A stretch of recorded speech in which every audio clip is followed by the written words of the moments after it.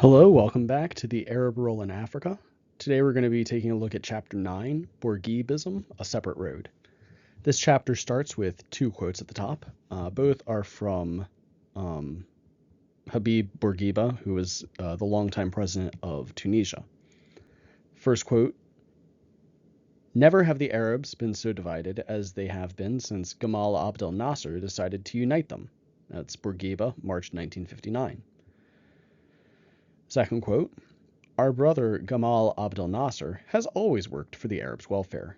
And that's Bourguiba, August 1961, so 3 years later. Between the two statements quoted above, the Bizerta crisis of July 1961 took place, followed by Tunisia's disillusionment and the reconciliation of the two brothers, Gamal Abdel Nasser and Habib Bourguiba. Ever since Tunisia became independent in March 1956, Habib Bourguiba had refused to associate himself with Egypt's Arab nationalism, which he considers to be mere Nasserism. The hostility between the two Arab statesmen had persistently increased. Journalists and historians are bound to contrast them for a long time to come, with their different characters, education, outlook, and temperaments. They will compare Bourguiba's versatility, his shrewdness, his diplomacy and capacity for compromise, with Nasser's deep determination and frequent intransigence. Bourguiba's Cartesian outlook, inherited from the French culture which he has loved so passionately and assimilated so completely, with Nasser's impulsive, immediate, concentrated reactions. It seems strange that in two Arab countries, similar in so many respects, two so utterly different men could have succeeded in winning popular support. Among the major differences between the two, one clearly stands out: their attitude toward Arab nationalism. The fight for Arab unity, the struggle to combine the various parts of the Arab nation artificially torn apart through history, has always been claimed by Nasser as a fundamental part of his policy. Deep down, Bourguiba does not think it feasible. He often hints, the unity of the Arab nation is not for tomorrow. Although he insists that he supports the cause of Arab unity, he prefers that any relationship should be based on mutual assistance, or, at most, rather loose forms of confederation, such as the Arab League. He remains, however, a passionate promoter of Maghreban union, and opened Tunisia's constitution with this eloquent statement: "The Tunisian Republic is a part of the Great Maghreb and is working for its unity within the framework of common interests. Algerian, Moroccan, and Tunisian Muslims aspire to a form of united Great Arab Maghreb" (Maghreb means West in Arabic), which could transcend local and ethnic differences, and constitute a return to the unity of the area before it was partitioned, first by the Turks, later by the Europeans. To Bourguiba, the independence achieved by Tunisia and Morocco could only be complete when that of Algeria was also achieved, to enable the realization of the Great Maghreb. The people of the Maghreb, he said, know that their victory will be complete when they have built up a united, strong, and thriving Great Arab Maghreb. To achieve this Great Maghreb, he is ready for any compromise. The Algerian war itself has always seemed to him a hidden mine, ready to explode at any time and destroy the first fragile foundations of Maghreban unity. It is for the sake of this Maghreban solidarity, and despite his friendship for France, that he agreed, therefore, to turn Tunisia into a base for the Algerian rebels. In April 1958, at the Tangiers Conference, where his representatives met with those of the Istiqlal Party and of the Algerian FLN, the principle of uniting the three countries into a Maghreban federation, once Algeria had accomplished its independence, was established. Bourguiba himself has emphatically shown his solidarity towards the Algerian rebels, whose army has been dug in along his border and whose government has had its headquarters in Tunis. Yet Bourguiba has always advised moderation to the Algerian rebels in their search for peace with France, opposing the extremist wing of the FLN. General de Gaulle's accession to power in 1958 filled him with hope. "I am confident," he said, "that General de Gaulle will know how to solve the Algerian problem." He strongly advised his Algerian friends to take the first plane to Paris after France offered a ceasefire in order to organize the referendum for self-determination. As early as the 1st of October 1959, Bourguiba called on both the French and the Algerians to give up extremism and proclaimed, quote, "This extremism has emotional reasons on both sides. On one side, we have the French, who regard Algeria as part of France. This is taught to children at school, and it is difficult to deny it abruptly. On the other hand, the Algerians see hidden maneuvers in any proposals. They have lost confidence in their politicians and leaders. When no result appeared, the nationalists began to differ among themselves. They began to see scheming and intrigue in every offer for elections or negotiations. They began to think of leaders who accepted such conditions as traitors and thieves. Propaganda from the outside was frequent and increased their doubts. The belief that any solution lies in the sword was rampant. War alone, they thought, could sweep away the colonialist. End quote.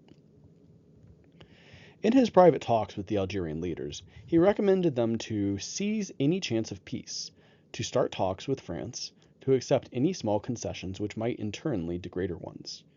In his public interventions, he asked his Algerian brothers to understand France, her difficulties, the disarray of her soldiers, to realize that an appreciation of her internal problems was necessary for the achievement of peace. This attitude eloquently illustrates Bourguibism, as the Tunisian statesman himself describes it. Bourguibist political thinking is built on the need to understand the opposite party's position, to think so as to gain an understanding of him and the stand he takes. While Cairo's radios and papers called upon the Algerian rebels not to let de Gaulle and his intrigues deceive them, Bourguiba implored the Algerian nationalists to help de Gaulle overcome his opponents. The Algériens Français, generals and colonels in Algiers. Why? Because according to Bourguiba, quote, General de Gaulle acts in good faith, and he is the only person who can take the necessary steps forward, end quote. A few months earlier, he had made France an almost unthinkable offer, one that probably no other statesman would have dared to make, to give up Bizerta permanently to France in order for an independence for Algeria. Bourguiba was to explain this concession later. Quote, It means a great sacrifice to us, but we agree to it if it can bring peace back to Algeria, open the road to North African unity, and make possible fruitful cooperation between North Africa and the free world. End quote. President Bourguiba has never ceased asserting that Tunisia's place is with the West, maintaining that the West is, quote, defending mankind, liberty, and dignity, end quote, that for all its faults it is the lesser of two evils, that communist imperialism is far more dangerous than Western colonialism. It is precisely because of his pro-Western sympathies that he has never ceased urging the colonial powers to withdraw before it is too late. He considers himself to be the champion of intelligent decolonization. He says, quote, The relationship between a colony and its former colonizing country depends to a large extent on the way the latter retreats before it is too late. End quote. Should this decolonization take place smoothly, the former colony will maintain excellent relations with the colonizing power. If, on the other hand, the struggle for freedom is violent and bitter, mutual distrust will make cooperation difficult or even impossible. Should the ruling country delay the granting of independence, the nationalists will become more and more tempted and finally compelled to seek help and support from the communists, from Peking and Moscow. His hostility to communism is genuine and comes from fundamental philosophical objections. Bourguiba does not believe in the class struggle and is prone to describe Marxism as anarchy or subversion. He accuses the Tunisian communists of placing their own interests above those of the nation, of thinking that the time of the Tunisian national bourgeoisie and its chief, Bourguiba, is over, and that the leadership of the nationalist movement must now go to the popular masses in their proletarian vanguard. He regards communism as a bacteriological cultural medium, which feeds on dissatisfaction and attacks communists for exploiting poverty by posing as the champions of the underdog. In Tunisia, he says, the Nationalist Party has prevented communism's advance by creating a real popular union, which has led the struggle of the masses for independence and a better life. The Communist Party did not participate in this struggle, being merely a branch of the French Communist Party, and has suffered ever since from this initial stigma. It remains more French than communist, which is not a good recommendation for popular support. Bourguiba argues, quote, We have not limited our appeal to bread and butter issues. We have worked hard, fighting to end injustice and raise the standard of living and productivity of the people. We have abolished the monarchy, proclaimed the need to free men and women from all that hampers their full development. We are more progressive than communism, and that is why it cannot win popular support. In the spring of 1961, during his state visit to the United States and Great Britain, President Bourguiba solemnly called on the West to support his idea of intelligent decolonization. He found President Kennedy sympathetic to his views, and his own conviction grew that the West could and should play its part in Africa. Quote, "Let our Western friends advise Portugal to withdraw from Africa, and France to satisfy the legitimate aspirations of our Algerian brothers," end quote, he said. London was relieved to hear his bitter attack against communist colonialism and Cairo's extremism. He was once more acknowledged as a true friend of the West. A friend of the West, Bourguiba is also a friend of France and the French. Even the Bizerta ordeal did not deeply alter his feelings towards France. In this, too, he differs markedly from Gamal Abdel Nasser, who has nothing but sentiments of distrust and indifference, if not hatred and hostility for Egypt's former overlord, Great Britain. To Bourguiba, Tunisia's independence was not to be achieved against France, but with France, whose friendship he wanted to preserve whatever happened. I do not think of Tunisia alone. The independence I aim for must be achieved with the indissoluble agreement of France, in cooperation with the rest of North Africa and perhaps Europe. Never, even in the darkest moments of the nationalist struggle, was Bourguiba to lose his trust, his deep and sincere faith in France. In 1942, when the odds seemed in favor of the Nazis, Bourguiba courageously sided with the Allies, defying many of his compatriots and even some of his political associates, who were betting on a Nazi victory, already wearing Axis uniforms. In an appeal to the nation, he made his stand clear. "Tunisians, my friends, stand by France. Outside France, there is no salvation. The whole of France, once freed from the Nazi yoke, will not forget her real friends, I can assure you." End quote. At the same time, in Cairo, several influential members of the present Egyptian ruling regime were attempting to join Rommel's armies. Educated in France, in close contact with the French socialist movement, Bourguiba soon absorbed the lay and modernist ideas of the French left-wing intellectuals. Certainly his admiration for French and Western culture is infinite. When he compares the education he received in France with the teaching given to the Egyptians, Bourguiba does not try to hide his scorn. Indeed, Bourguiba, the Arab and Muslim, never quite felt at ease in the Arab world. The 3 years he spent in Egypt and the Middle East, from 1946 to 1949, left him disillusioned.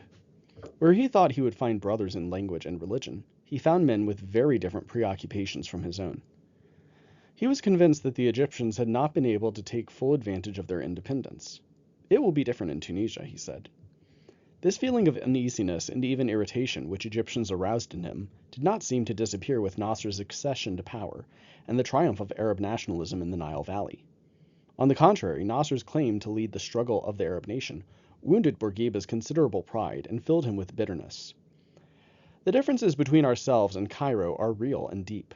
They are due to the wish of the Egyptian leaders to dominate the Arab world," Bourguiba stated. He also expressed the hope that Cairo's fever and hysteria will calm down so that the conditions for cooperation, respect for the independence and interests of each Arab country may prevail. He made no secret of his hostility to Cairo's leaders, saying, quote, "Tunisia is strong enough to keep the despotism of Egypt's pharaonic imperialism at bay. The tendentious campaigns of the Voice of the Arabs can only help strengthen the present regime in Tunisia and increase the prestige and support that the Tunisian head of state enjoys from his people." End quote. Thus, while all the broadcasting stations in the United Arab Republic were vilifying the Tunisian president, and Nasser was accusing him of being one of the last agents of imperialism in the Arab world, the members of Neo Dastur, Bourguiba's government party, proclaimed proudly, quote, "Tunisia, by her civilization and tradition, has been Arabic and Muslim for 13 centuries. It is Nasserism and not Arab nationalism that Nasser is proposing." End quote. This was written in Al Amal, the official Tunis daily. It is not surprising, accordingly, that Tunisia should have been wary of the Arab League, in which Cairo's rulers have played a leading part. This distrust was even shared for a while by Morocco. It was only at the beginning of September 1958, or 2.5 years after her achievement of independence, that Tunisia applied for membership of the League, and on 1st of October, Tunisia and Morocco were admitted unanimously. At the very first meeting attended by President Bourguiba's representative, however, the Tunis-Cairo antagonism flared high. In his opening speech, the Tunisian delegate launched a bitter attack on Nasser, whom he accused of trying to dominate the Arab League. He then accused the League itself of having become an organization dependent on Egypt's Foreign Office. Cairo's reaction was immediate. 48 hours later, the Tunisian delegate was flying back to Tunis, while the Arab League unanimously, Morocco included, condemned his anti-Egyptian speech. 1 week later, Tunisia broke off all relations with the United Arab Republic. She explained this decision by declaring that Cairo was encouraging President Bourguiba's political opponents, especially exiles like Salah bin Youssef, who had been sentenced to death in 1956 by Tunisia's Supreme Court. President Nasser's government was even accused of having organized a plot to assassinate the Tunisian president. For 2 years, Tunisia kept away from the Arab League and the United Arab Republic. In January 1961, when she decided to return to the League, through Iraq's mediation, it was without any enthusiasm, and she was very coolly greeted by the United Arab Republic. A moderate country in the Arab world, Tunisia has cast a similar reflection in Africa. On the 25th of January 1960, opening the Second All-African People's Conference in Tunis, President Bourguiba presented himself as the champion of non-violence in the fight against colonialism. Quote, "All the roads leading to Africa's independence are worthwhile, since the Africans are not always in a position to choose their own means of achieving it. Personally, I am inclined towards peaceful methods, which preserve friendly relations with the former colonial power and maintain the possibility of a necessary cooperation." End quote. Because of his moderate policy, Bourguiba was repeatedly criticized by the Egyptian press and radio. A Cairo paper wrote, "Raised to the level of a diplomatic strategy, Bourguibism consists of alternating threats with flattery, cordiality and conciliation with exacting demands in order to achieve definite objectives." End quote. During the Congo crisis, when he was facing the bitter attacks of many African, Asian, and communist countries, Dag Hammarskjöld, the late Secretary General of the United Nations, found a reliable ally in Bourguiba, who, supporting the stand of the United Nations Secretariat, categorically refused to withdraw his contingent from the Congo. Tunisia also refused to be involved in the opposing African Brazzaville and Casablanca blocs, although she is often considered to be part of moderate Africa. Bourguiba indeed not only declined the invitation to attend the Casablanca conference, he severely criticized the conference itself, on the grounds that it might illustrate and perhaps crystallize the division between the African states, reinforce and harden them. He regarded it as a maneuver destined to attack any country which did not join in the criticisms of the United Nations. Tunisia, he said, does not intend to enter this sort of sterile dispute. 5 months later, however, Tunisia attended the Monrovia Conference together with 19 other states, who admittedly differed from the Casablanca group in being more moderate. Even in his support to the nationalists of Negro Africa, President Bourguiba has been inclined to favor frankly non-communist leaders. Thus, he has been helping and encouraging Holden Roberto's União das Populacos de Angola, or UPA, apologies for the Spanish, preferring him to the Marxists of the Movimento Popular de Libertação de Angola, or MPLA, based in Conakry and then Leopoldville, and led by Mario de Andrade. Roberto, alias Gilmore, has been reported in the press to be traveling on a Tunisian document and often goes to Tunisia, where he entertains numerous contacts with Bourguiba's closest collaborators. Tunisia's moderation was, however, to change after the Bizerta crisis, when Bourguiba asked France to evacuate the naval base and called upon his countrymen to express, through street demonstrations, their support for his request. The death between 19 and 22nd of July 1961 of several hundred Tunisians and Frenchmen led to the rupture of diplomatic relations between Paris and Tunis, and a rallying up to Bourguiba of wide support in the Arab world, the communist countries, and certain parts of Africa.